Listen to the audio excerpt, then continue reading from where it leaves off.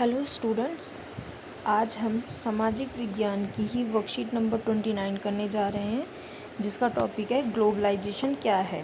इससे पहले आपने पढ़ा था वैश्वीकरण के बारे में, जिसमें आपने दो देशों के बीच हो रहे वैश्वीकरण के बारे में पढ़ा था, जिसमें आपने बहुराष्ट्रीय कंपनियों के बारे में भी पढ़ा था और हीरो होंडा का एग्जाम्पल भी देखा था। तो चलिए आज हम देख लेते हैं कि ग्लोबलाइजेशन एक्चुअल में है क्या और ये इतना फेमस क्यों है, या किसी भी देश को ग्लोबलाइजेशन के नीचे आने की ज़रूरत क्या है। तो चलिए हम अपना टॉपिक ही स्टार्ट करते हैं। पिछले 2 से 3 दशकों में अधिक से अधिक एमएनसी यानी बहुराष्ट्रीय कंपनी, जिसको इंग्लिश में क्या बोलते हैं, मल्टीनेशनल कंपनी, दुनिया भर के स्थानों की तलाश में हैं जो उनके उत्पादन के लिए सस्ते होंगे। ये आपने पिछली क्लास में पढ़ा था, वर्कशीट में भी पढ़ा था कि किस तरीके से एक एमएनसी कंपनी को स्थापित करने के लिए किन की चीज़ों की ज़रूरत होती है। इन दो देशों में बहुराष्ट्रीय कंपनियों द्वारा विदेशी निवेश बढ़ रहा है। इससे क्या होता है कि विदेशी निवेश जो है, जो बाहर से जो चीज़ें आ रही हैं उनका आयात बढ़ता जा रहा है। साथ ही इन देशों के बीच विदेशी व्यापार, अब आयात बढ़ेगा तो विदेशी व्यापार भी बढ़ेगा। इससे क्या होता है, विदेशी निवेश और अधिक विदेशी व्यापार का परिणाम है। जितना विदेशी निवेश होगा उतना ही अधिक व्यापार भी होगा। विभिन्न देशों के उत्पादनों और बाज़ारों का एकीकरण भी हो रहा है, क्योंकि सारे बाज़ार जो हैं वो उनमें फिर एक जैसा ही सामान बिकेगा तो वो एकीकरण होगा उसका। विभिन्न देशों के बीच परस्पर संबंध और तीव्र एकीकरण की प्रक्रिया ही वैश्वीकरण कहलाती है। ये तो आपने पहले भी पढ़ लिया था और अभी भी इसका मतलब यही है कि अगर दो से ज़्यादा देश एक दूसरे में व्यापार करेंगे या एक दूसरे के साथ संबंध अच्छे बिठाएंगे तो उसी प्रक्रिया को हम वैश्वीकरण कहते हैं। एमएनसी या बहुराष्ट्रीय कंपनी वैश्वीकरण की प्रक्रिया में एक प्रमुख भूमिका निभा रही है।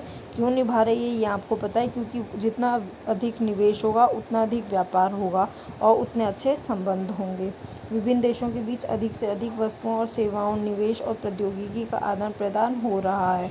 ये तो आपको पता ही है। दुनिया के अधिकांश क्षेत्र कुछ दशक पहले की तुलना में एक दूसरे के निकट संपर्क में हैं। इसके अलावा देश के बीच लोगों की आवाजाही भी हुई है। अब देखिए, जहाँ पे व्यापार होगा तो व्यापार के सिलसिले में एक जगह से दूसरी जगह जाना होगा। इससे क्या होता है कि आपस में जो संबंध हैं वो भी अच्छे होते हैं। अब हम पढ़ेंगे वैश्वीकरण को प्रभावित करने वाले कारक कौन कौन से हैं। तो यहाँ पे आप देख सकते हो, इसको प्रभावित करने वाले कारक में सबसे पहला है प्रौद्योगिकी, जिसको हम बोलते हैं टेक्नोलॉजी। ठीक है। इसके बाद दूसरा है विदेशी व्यापार और विदेशी निवेश नीति का उदारीकरण, की किस तरीके से व्यापार और निवेश को हमने इतना लिबरल कर दिया, इतना ढीला कर दिया कि हर कोई देश जो है वो आसानी से निवेश कर सकता है और व्यापार कर सकता है। तीसरा है विश्व व्यापार संगठन की भूमिका, जिसको हम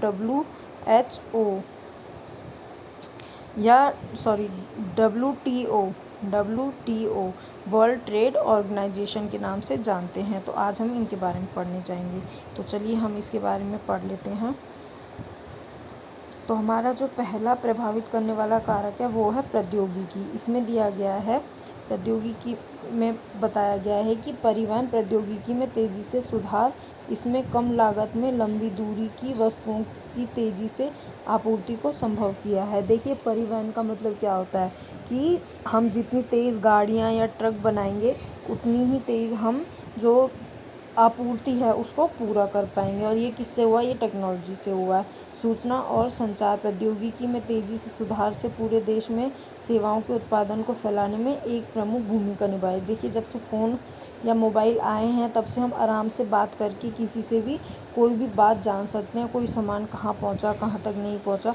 तो ये सारी सुविधाएं हमें मिल गई हैं। दूरसंचार सुविधाएं जैसे फ़ोन, मोबाइल, जैसे मैंने अभी आपको बताया, इन सब से क्या हो गया, हमें तत्काल संपर्क हो जाता है और दूर दराज के क्षेत्रों से संचार करने के लिए किया जाता है। ये सब सुविधाएं संचार उपग्रहों द्वारा सुगम होती हैं और आजकल तो गांव में भी आप देखेंगे कि फ़ोन, मोबाइल सबके पास पाए जाते हैं।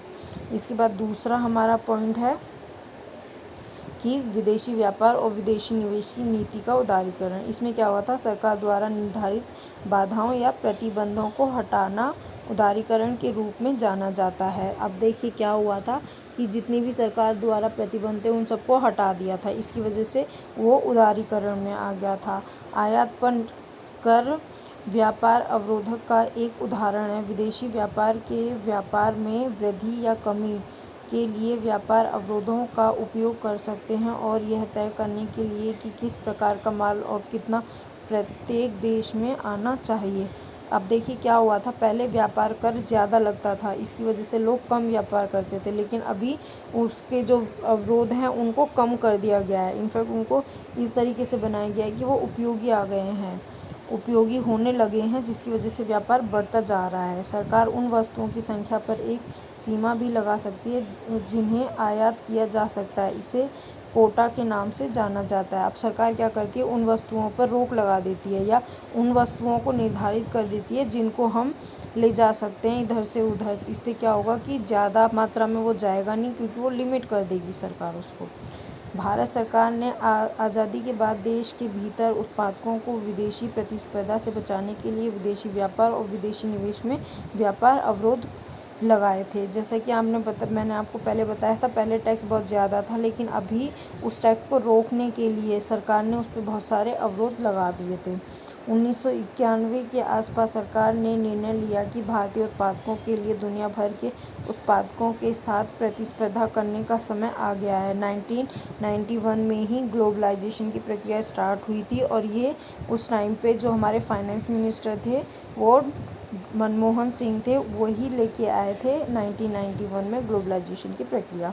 और तभी पता चला था कि हमें भी इसमें आना चाहिए। वस्तुओं को अब आसानी से आयात और निर्यात किया जा सकता था, और विदेशी कंपनियां यहाँ अपने कारखाने और कार्यालय स्थापित कर सकती थी। 1991 के बाद ही भारत जैसे देश में बाकी सारी कंपनियों का आना और ज़्यादा शुरू हो गया, और उसी की वजह से हमारे देश में जो माल था वो उसका आयात और निर्यात होने लग गया। व्यवसायों को अब स्वतंत्र रूप से निर्णय लेने की अनुमति है कि वे क्या आयात या निर्यात कर सकते हैं। पहले सरकार लेती थी, लेकिन अब क्या है, अब वो व्यवसाय जो हैं वही लेते हैं। तो इन सब चीज़ों की वजह से हमारे जो व्यापार है उसको, या फिर हम कहें ग्लोबलाइजेशन को, बहुत मदद मिली फैलने में। इसके बाद हम बात करते हैं WTO, विश्व व्यापार संगठन की।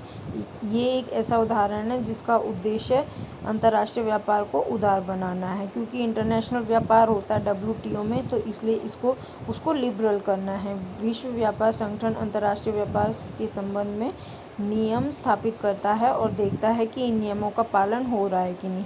जैसे हम अपने देश में करते हैं, वैसे ही WTO इंटरनेशनल लेवल पे करता है। हालांकि विश्व व्यापार संगठन सभी को मुक्त व्यापार की अनुमति देता है। व्यवहार में यह देखा जाता है कि विकसित देशों ने व्यापार अवरोधकों को गलत तरीके से बरकरार रखा है, तो इसमें भी वो यही चीज़ देखता है कि कोई गलत तरीके से तो कोई काम नहीं कर रहा है, और अगर कोई करता है तो वो उसको सज़ा देने का काम भी करता है।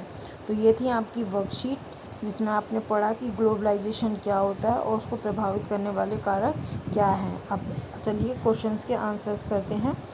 दुनिया के अधिकांश क्षेत्र कुछ दशकों पहले की अपेक्षा अब एक दूसरे के निकट संपर्क हैं। आपको क्या लगता है, ऐसा क्यों हुआ और कैसे हुआ? बेटा ये 4 क्वेश्चंस हैं, इसके आंसर्स मैं आपको दिखा रही हूँ।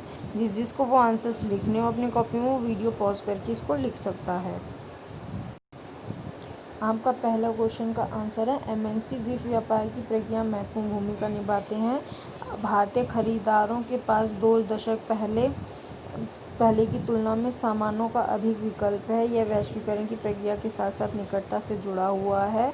यह बाहरी बाजार नई देशों में उत्पादित माल बेचते हैं। इसका मतलब यह है कि यह अन्य देशों से व्यापार बढ़ा रहे हैं। तो यही है इसका आंसर। आपका दूसरा क्वेश्चन है कि स्वतंत्रता के बाद भारत के देशी उत्पादकों को विदेशी प्रतिस्पर्धा से बचाने के लिए विदेशी व्यापार और विदेशी निवेश में अवरोधक लगाए। 1991 के आसपास इन अवरोधों को हटाने का फैसला क्यों लिया गया? बाहरी ग्राहकों को इस नीति परिवर्तन से होने वाले किन्हीं 2 लाभों के बारे में लिखिए। या यहाँ पे आप इसके आंसर्स देख सकते हो, इनको देख के आप लिख लेना। आपका तीसरा क्वेश्चन है, वृंदा एक आयातित टॉय ट्रेन खरीदना चाहती है जिसकी कीमत 300 रुपये। वैसे ही समान गुणों वाली एक अच्छी गुणवत्ता की टॉय ट्रेन भारत में 350 रुपये की उपलब्ध है। भारत सरकार आयातित खिलौनों पर 60% टैक्स लगा देती है। आशातीत रूप से वृंदा अब कौन सा खिलौना खरीदेगी? क्यों आपको क्या लगता है इस कदर? तो इसमें बताया गया है कि वृंदा जो है वो ट्रेन खरीदती है जिसकी लागत 150 रुपये है। 150 रुपये वो इसलिए देती है क्योंकि ये भारत में बना हुआ है, जबकि ये एक अच्छी क्वालिटी का है। जबकि वहीं पे क्या होता है कि भारत में अगर 60% टैक्स लगा दिया जाए तो उसकी कीमत 480 रुपये हो जाती है। तो 180 रुपये फालतू ही क्यों दे जब उसको 380 रुपये में एक अच्छी सी कार मिल रही है। अब इसमें भारतीय खिलौना निर्माता के लिए यह व्यापार को विस्तार करने का अवसर प्रदान करेगा, क्योंकि बाजार में कम प्रतिस्पर्धा होगी।